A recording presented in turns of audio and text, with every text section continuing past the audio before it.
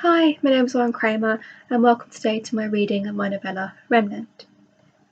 For some background behind Remnant, it takes place in a post-apocalyptic London 1 year after a bacterial infection has infected the majority of the world's population, either killing people outright or turning them into nightmarish abominations, with their most predominant feature being the fact that their skin is peeling away from their bodies. These creatures are now referred to as peelers. The genesis behind Remnant came to me, as most of my weirder ideas do, at 3 a.m. when I was trying to sleep. It came to me in the form of a question. What would happen if the human race became either immune, or at least heavily resistant to, antibiotics?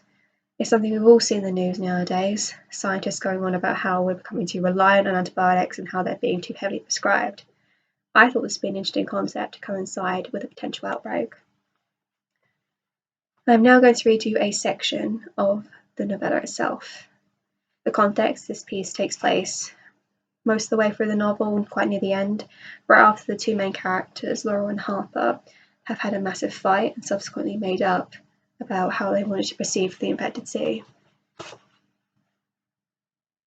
I wake up and my arm is numb. Sleeping on the floor isn't that bad. It will never be as comfortable as my bed back home, and I can feel a knot forming in my left side, but it's tolerable. Pale dawn light leaks in through the faded yellow curtains. One of the few things to be relatively undamaged in this place.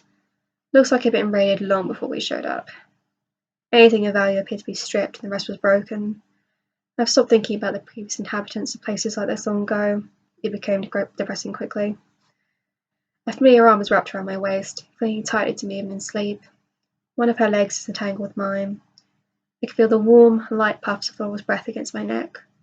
Sleeping like this isn't as uncomfortable as I imagined. If anything, it's nice. Real nice.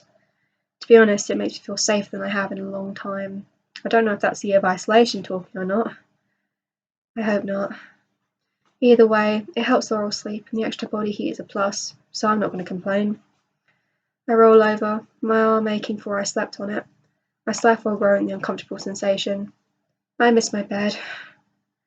Laurel doesn't seem to have the same problem. If anything, she looks more peaceful than I've ever seen her, just rising and lowering with the ease of sleep, pale skin glowing in the early light, her mouth slightly ajar. It's kind of adorable. I find myself smiling at the sight. I don't want to wake her. If I did, it would break this moment of peace surrounded by the remnants of what humanity used to be. But the world doesn't stop for anyone, and if we try to take advantage of the few moments of peace we get, it'll bite us in the arse.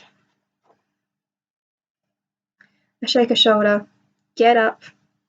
She groans loudly, like a kid being told it's time to get up and go to school on a Monday. Green eyes blink open. She smiles, but it quickly turns to a sigh when she sees the light, now growing brighter by the minute. I sit up, her arm slipping off my side. Come on, we have to get going. She lies silent for a moment before following suit, stretching her arms over her head, arching her back. Her hair sticks up in long fluffy tufts, the same colour as the curtains. A laugh pushes its way out my throat, which I attempt to hide with my hand. No luck. What's funny?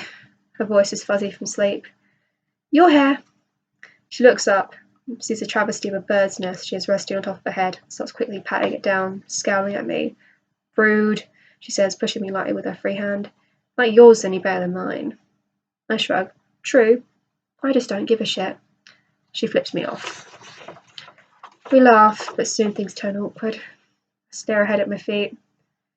Laurel clears her throat.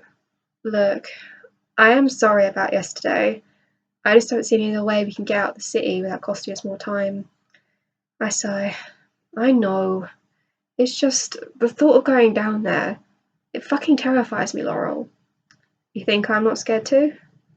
My head snaps to face her. No, I just got caught up in your own head. She taps the side of my head with a finger. I nod, looking down at the floor. She sighs before pulling me into a tight hug. I go stiff. She starts to pull back a bit, but I quickly bury my head into the crook of her shoulder, reminding myself to breathe. She tightens her grip on me again.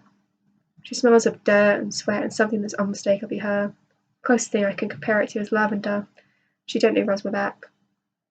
We sit like that for too short a time before she pulls back, keeping her hands on my shoulders. I'm not going to tell you we'll get out of this because that'll be a lie. But what I can tell you is that I'll be with you, regardless of what happens. I smile, although I think it comes out a little broken. We're seriously going all ride or die now? She smiles back at me. Yep. She then gets up and grabs her rucksack, making her way over to the door. She glances back at me, one eyebrow raised. Getting up or what?